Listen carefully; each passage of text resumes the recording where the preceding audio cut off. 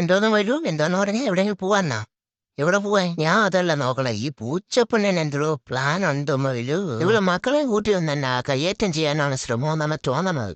ഓട്ട മൊയിലു എന്തോന്ന് പറഞ്ഞത് എവിടെ പോവാന്നാവാ? ഞാറടി എവിടെ പോവാൻ? അങ്ങനെ മൊയിലും എന്റെ അടുത്ത് തുടങ്ങി നമുക്ക് ഒരു സ്ഥലം വരെ പോവാം. അങ്ങനെ കേട്ടത് പാതി കേൾക്കാത്ത പാതി. ഞാൻ പറഞ്ഞോ ശരി പോവാന്ന് പറഞ്ഞ് നേരെ കാറ് കയറി. വിചാരിച്ച് ഫ്രണ്ടിൽ കയറി ആദ്യം എത്തുമെന്നോ. ഇപ്പൊ മൊയിലുമ്മ കയറി കൂടെയാണ്. ഞാൻ പറഞ്ഞു ഞാൻ സീറ്റ് ഇരിക്കാം, മൊയിലുമ്മ കഴിച്ച് മാറും. അല്ലെങ്കിൽ ഒരു കാര്യം ചെയ്ത് ഇതുവഴി കയറിയിട്ട് ഞാൻ ഇങ്ങോട്ട് കയറി ഇതുവഴി കയറിയിട്ട് ഞാൻ ഇങ്ങോട്ട് നോക്കിക്കൊണ്ടിരിക്കും. മൊയിലു ഞാൻ ഇങ്ങനെ നിൽക്കുക. മൊയിലു വണ്ടി എടുത്തോ ഇവിടെ ആകുമ്പോൾ നിന്ന് എനിക്ക് നല്ല അടിപൊളിയായിട്ട് ഇന്ന് കാഴ്ചകളൊക്കെ കാണാം. ഇത് ഞാൻ മൊയിലുവിൻ്റെ അടുത്ത് പറഞ്ഞു മൊയിലു നേരെ വിട്ടോ എവിടെയാന്ന് വെച്ചാൽ പോട്ട്. മൊയിലുവിൻ്റെ അടുത്ത് തന്നെ കാറിൻ്റെ റൂഫൊന്ന് കയറി വെക്കാം, അതാകുമ്പോൾ എനിക്ക് അവിടെ നിന്ന് കാണാമല്ലോ. അങ്ങനെ പിന്നെ ഞാൻ മൊയിലിൻ്റെ അടുത്ത് ഞാൻ മൊയിലു ക്ഷീണോ തളർച്ച ഉണ്ടെങ്കിൽ പറയാനോ കേട്ടോ, ഞാൻ വണ്ടി ഓട്ടിക്കാൻ എനിക്ക് കുഴപ്പമൊന്നുമില്ല, ലൈസൻസ് ഇല്ലെന്നേ ഉള്ളൂ, ഞാനും വണ്ടി ഓട്ടിക്കാൻ നോക്കാം. മൊയിലുമ്മ ഒന്ന് പറ ഞാൻ വണ്ടി ഓട്ടിക്കാന്ന്. മൊയിലു കൂടി ഇരുന്ന് പറഞ്ഞാൽ മതി, ഇതൊക്കെ അങ്ങോട്ടും ഇങ്ങോട്ട് തിരിച്ചാൽ പോരേ.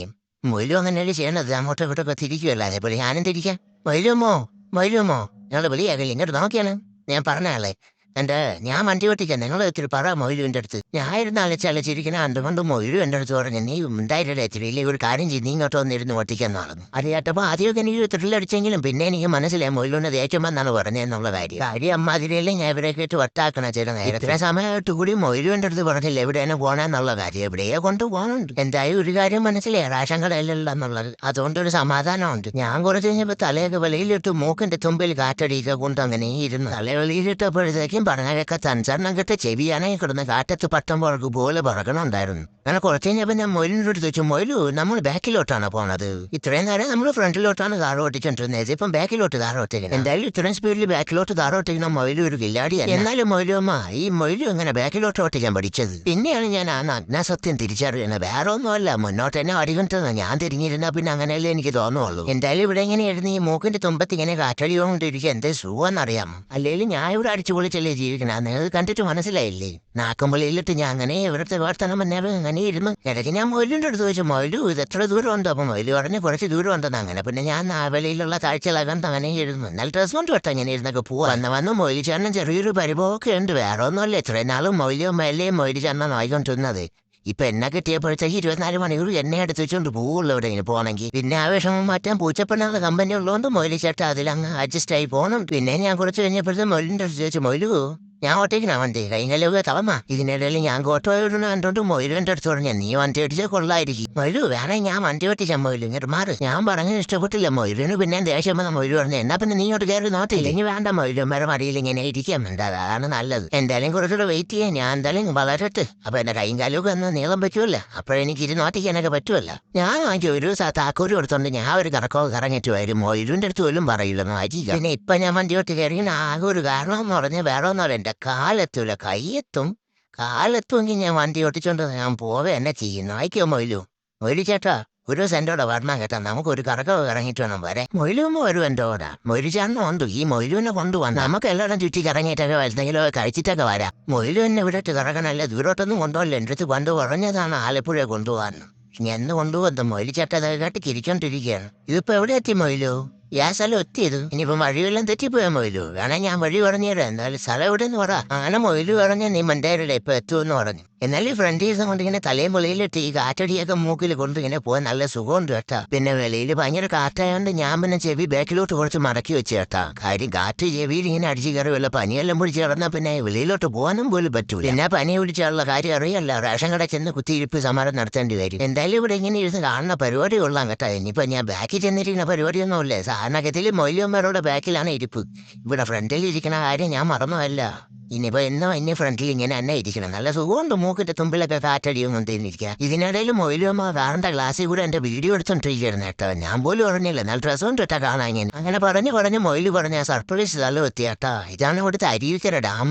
അങ്ങനെ ഞാൻ മൊയിലിൻ്റെ അടുത്തിട്ട് ഈ ഡാം എന്തോന്നാണ്. അപ്പം മൊയിലുവിൻ്റെ അടുത്ത് പറഞ്ഞ് ഈ ആറ്റിലെ വെള്ളത്തിനെ കെട്ടി നിർത്തിയിട്ട് നമുക്ക് കുടിക്കാനുള്ള വെള്ളത്തിനെയൊക്കെ ശുദ്ധീകരിച്ച് ഇവിടെ നിന്നാണ് കയറ്റി വിടണമെന്ന് പറഞ്ഞു. അപ്പൊ ഞാൻ മൊയിലിൻ്റെ അടുത്തിട്ട് മൊയില് കുഴിച്ചല്ലേ എടുക്കണം. അപ്പൊ മൊയില് പറഞ്ഞു ഇത് കുഴിച്ചൊന്നും അല്ല, ഇവിടെ നിന്നാണ് വെള്ളം പറഞ്ഞതെന്ന് പറഞ്ഞു. അങ്ങനെ ഈ സ്ഥലത്തോട്ട് പോകാനാട്ടെ. ഇവിടേക്ക് ഞാൻ പൊടിയും പൊടിക്ക് ആകെ ഒരു വലങ്കോലായിട്ടാണ് കിടക്കണ റോഡ്, നല്ല റോഡൊന്നും അല്ല. ഇതെന്തോന്ന് മൊയില് ഇവിടെ സർക്കസാ? ഓ മൊയില് പറഞ്ഞ് ഓണത്തിന്റെ ഇതായിട്ട് ഇവിടെ എന്തൊക്കെ പരിപാടികളുണ്ടെന്നോ. അങ്ങനെ ഇവിടെ വന്നപ്പോഴത്തെ എന്തൊക്കെ കുറെ സാധനങ്ങളും കളിപ്പാട്ടങ്ങളും ഒക്കെ ഇരിക്കുന്നോടെ. ഞാൻ ഇതെല്ലാം കണ്ട് വണ്ടടിച്ചാണ് ഇവിടെ ഇരുന്നത്. എന്തായാലും ഇവിടെ കിടന്നൊക്കെ ഒന്ന് ഓടിച്ചാടി മറിയണം. അങ്ങനെ ഞാൻ മൊയിലിച്ചേൻ്റെ അടുത്ത് മൊയിലിച്ചേട്ടോ എന്നാ നമുക്ക് ഇവിടെ നിന്ന് ഓടിച്ചാടി മറിയനാണ്. അപ്പോഴാണേ മൊയ്ലി ചേട്ടൻ്റെ അടുത്ത് നിന്ന് കാറും നിർത്തിക്കോട്ടാ, എന്നിട്ട് നമുക്ക് ഇറങ്ങാൻ പോകാം. എനിക്കാണെങ്കിൽ ഇതെല്ലാം കണ്ട് വിരുവരാന്നാണ് വന്നത്. അങ്ങനെ കാർ ഒരു സൈഡിൽ പാർക്ക് ചെയ്തിട്ട് മൊയ്ലിയമ്മ എന്നെ എടുത്തിച്ചോണ്ട് അങ്ങനെ നിന്ന് ഞാൻ പറയും നമുക്ക് അങ്ങോട്ടൊക്കെ പോവാന്ന്. അങ്ങനെ മൊയ്ലിയമ്മ എന്നെ എടുത്തിച്ചോണ്ട് നേരെ ഇങ്ങോട്ട് ഇതിന്റെ ഫ്രണ്ടിൽ കൊണ്ടുവന്നിട്ട് ഇതാണെങ്കിൽ എന്തോ ഒരു വെള്ളം എന്നൊക്കെ പറഞ്ഞ എൻ്റെ അടുത്ത്. ഞാൻ പറഞ്ഞു അത് വിഴിഞ്ഞത്ത് നമ്മൾ പോയി കണ്ടതല്ലേ വെള്ളം, ഇത് വെള്ളമാണ്. അപ്പോൾ മൊയ്ലിയമ്മ പറഞ്ഞാൽ അടാ പൊട്ട ആ വെള്ളമല്ലേ ഈ വെള്ളം, ഇത് കളിക്കണ വെള്ളമാണ്. നമ്മൾ ഇതിന്റെ കളി വെള്ളം എന്തെങ്കിലും ആയിക്കോട്ട് വാ മൊയ്ലിയമ്മ, നമുക്ക് അങ്ങോട്ടൊക്കെ പോയി ഒന്ന് കറങ്ങിയിട്ടൊക്കെ വരാം. ഇതിനിടയിൽ ഞാൻ മൊയ്ലിയമ്മ എടുത്ത് ഞാൻ മൊയ്ലിയമ്മ എനിക്ക് നേരെ ഇരിക്കാൻ പറ്റില്ല, എന്നെ ഒന്ന് നേരെ ഒന്ന് എടുത്താൽ ശരിയാവില്ല. ഇങ്ങനെ പിടിച്ചു ഇങ്ങനെ ഇരുന്നിരുന്ന് ഇപ്പൊ എനിക്കൊരു സുഖമായിട്ട് മാറിയിരിക്കുകയാണ്. ഞാൻ ഇത്രയും വളർന്നിട്ട് പോലും ഇവരെന്നെ തറയെ വെക്കില്ല കേട്ടോ, എന്തൊരു കാര്യം. അങ്ങനെ മൊയ്ലുമ്പോ എന്നെ അടുത്തുകൊണ്ട് ഒരു കാര്യം കാണിച്ചു തരാമെന്ന് കൊണ്ടുപോയേട്ടാ. വേറെ ഒന്നല്ലേ, ഡാം കാണിച്ചു തരാനാണ്. ഞാൻ ആദ്യമായിട്ടല്ലേ ഇത് കാണുന്നത്. അങ്ങനെ ഇവിടെ ഒന്ന് കണ്ടപ്പോഴത്തേക്കും കൊള്ളാം കേട്ടോ, അടിപൊളി രസം. ഇത് എന്താ പുഞ്ഞി എന്തോ വെള്ളം ഇത്. ഇതിനിടയിൽ ഞാൻ മൊയ്ലുവിൻ്റെ അടുത്ത് ചോദിച്ചു, മൊയ്ലു ഈ വെള്ളമുള്ള അടുത്ത് മാത്രമേ ഇപ്പം കൊണ്ടുപോകുന്നുള്ളൂ. അങ്ങനെ മൊയ്ലുവിൻ്റെ അടുത്ത് ഈ ഭൂമിയിലെ പകുതിയിൽ കൂടുതലേ വെള്ളമാണ്, പിന്നെ നമ്മൾ എപ്പോഴും വെള്ളമില്ലേ കാണുള്ളൂ. അതെന്തെങ്കിലും ആവട്ടെ, എന്നാലും ഇത് അടിപൊളി കേട്ടോ ഈ സ്ഥലം. വെള്ളമൊക്കെ ഉണ്ട് ഒരുപാട്. മൊയ്ലൂർ എടുത്ത് പറഞ്ഞു ഇതിനകത്ത് വലിയ വലിയ മീനുണ്ടെന്ന്. പക്ഷേ ഈ വെള്ളം ഇങ്ങനെ കലങ്ങളായിട്ട് ഇങ്ങനെ ഒരുപാട് ഉള്ളതുകൊണ്ടൊന്നും കാണാൻ പറ്റത്തില്ല. ഇതിൻ്റെ ഇടയ്ക്ക് ഞാൻ ഒരു സേഫ്റ്റിക്ക് വേണ്ടിയിട്ട് പാലത്തിൽ ഇങ്ങനെ ചവിട്ടുന്നു. ഞാൻ മൊയ്ലിച്ചാൻ്റെ അടുത്ത് ഞാൻ മൊയ്ലിച്ചേട്ടാ പിടിച്ചിരുന്നോ, ഞാൻ അവിടെ ചവിട്ടിയിരുന്നോ. എന്തായാലും കൊള്ളാം, നല്ല അടിപൊളി പ്രകൃതിൻ്റെ മണിയും വെള്ളമൊക്കെ ആയിട്ടുള്ള അടിപൊളി സ്ഥലം തന്നെ കേട്ടാ. നിങ്ങളുടെ കൂടെയൊക്കെ വന്ന് അങ്ങനെ മൊയ്ലുവിൻ്റെ അടുത്ത് കണ്ട് ഇപ്പുറത്ത് കൊണ്ട് കാണാനെന്ന് പറഞ്ഞു. അങ്ങനെ ഇപ്പുറത്തോട്ട് വന്ന് നോക്കിയപ്പോഴത്തേക്ക് അടിപൊളി കേട്ടോ. നമ്മൾ പോയ സ്ഥലത്ത് മഴയില്ലെങ്കിൽ അങ്ങോട്ട് ദൂരോട്ട് എവിടെയോ മഴ വീഴണുണ്ട്, അതുകൊണ്ടാണ് ഇങ്ങനെ വെള്ളം വന്നതെന്നാണ് മൊയ്ലു എൻ്റെ അടുത്ത് പറഞ്ഞത്. എനിക്കാണെങ്കിൽ ഇവിടെ അങ്ങോട്ട് നോക്കിയിട്ടാണ് പേടിയാവുന്നത്. കാര്യം ഇത്രയും വലിയ കുടിയുള്ള സ്ഥലത്ത് ഇതിൻ്റെ പൊക്കത്തിൽ വന്ന് ഇങ്ങനെ നോക്കുമ്പോഴത്തെ ആർക്കാലും പേടിയൊന്നുമില്ലേ. ഞാൻ ഒരു കുഞ്ഞല്ലേ, ഞാൻ പറയും മൊയ്ലു ചേട്ടാ പിടിച്ചിരുന്നോളാം കേട്ടാ, കയ്യും കാലും ഒന്നും തെറ്റി അന്ന് താഴെ പോവല്ലോ. എനിക്കാണെങ്കിൽ സ്വന്തം എന്ന് പറയാൻ വേറെ ചേട്ടനും ഇല്ല.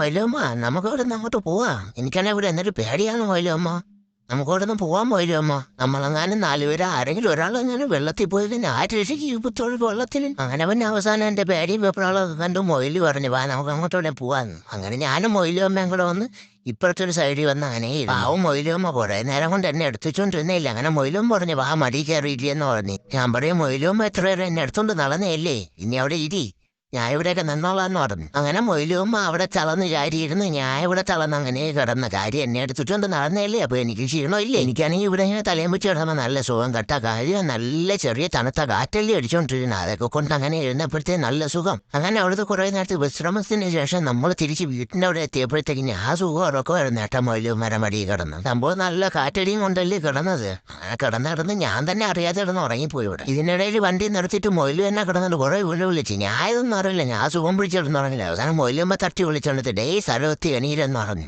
ഞാൻ പറഞ്ഞു ഇപ്പൊ അവിടെ നിന്ന് കണ്ണടച്ചില്ലേ ഉള്ളൂ, അതിനുമ്പ് ഇവിടെ എത്തിയാ. എനിക്കെന്നെ ഉറക്കം വന്നിട്ടാണ് വയ്യ മൊയ്ലു, ഞാൻ പിന്നെ എണീറ്റ് വരാം. ഇതിൻ്റെ ഇടയിൽ മൊയ്ലുമ്മയുടെ തടവിലും കൂടെ ആയപ്പോഴത്തേക്ക് എനിക്ക് പിന്നെ എണീറ്റാൻ തോന്നിയില്ല. പിന്നെ ആ സുഖത്തിൽ ഞാൻ അങ്ങനെ മിണ്ടാതെ കിടന്നു. ഇതിനിടയിൽ മൊയ്ലു കിടന്ന് കുറെ വിളിച്ച്. ഞാൻ ഇതൊന്നും അറിയില്ല, എനിക്കെന്നെ നല്ല ഉറക്ക ക്ഷീണം വന്നിട്ടുണ്ട്. കാര്യം ഞാൻ എത്രയും ഒരുപാട് നടന്നതല്ലേ. ഇത് പറഞ്ഞപ്പോഴത്തേക്ക് മൊയ്ലു അനച്ചി ഇനിയുള്ള വീട്ടിൽ പോടാന്ന് പറഞ്ഞു. എന്നാ പിന്നെ ശരി, നമുക്ക് വീട്ടിൽ പോകാം, ശരി പിന്നെ.